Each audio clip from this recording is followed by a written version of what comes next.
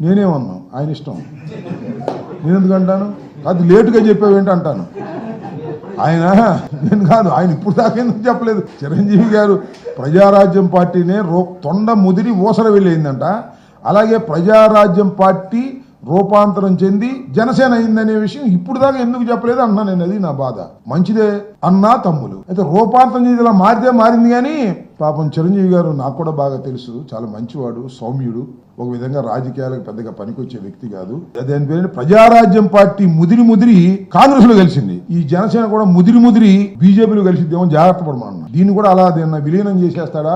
అన్నేమో కాంగ్రెస్ లో విలీనం చేశాడు, తమ్ముడు బీజేపీలో విలీనం చేస్తాడా అనే సంకేతాలు కనిపిస్తున్నాయి అని చెప్పే మాట ప్రకారం చిరంజీవి గారు ఏమన్నాడు? ఇది మారి అదేయింది అన్నాడు. ప్రజారాజ్యం మారి జనసేన కాలేదు, ప్రజారాజ్యం మారి కాంగ్రెస్ అయ్యింది, కాంగ్రెస్ లో కేంద్ర మంత్రి అయ్యాడు. అలాగే జనసేన మారి బీజేపీలోకి చేరి మరి ఆయన కేంద్ర మంత్రి అవుతాడా? ఇలాంటి సందేశం ఏమన్నా ఇచ్చాడా?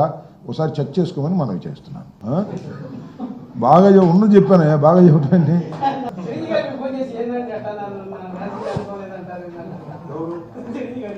రాజకీయ అనుభవం లేదని ఎక్కడన్నా నేను? రాజకీయాలకు పనికిరాదు, ఆయన మంచోడు అన్నా. కొద్దిగా కర్కశంగా, కొద్దిగా ధైర్యంగా ఉండాలని నా ఉద్దేశం, అంతే తప్ప వేరే అది సర్టిఫికెట్ ఆయనకి నేను ఇచ్చేది. నేను ఇస్తున్న ఒక మంచి సర్టిఫికెట్ ఎవరికి? రాజకీయాలకు పనికిరాడంటే అతి మంచివాడు, అతి సౌమ్యుడు, ఎవరినన్నా ఏమైనా విమర్శించాలన్నా కూడా ఎందుకులే అనుకుంటాడు. అట్లా కుదరదు కదా రాజకీయాల్లో.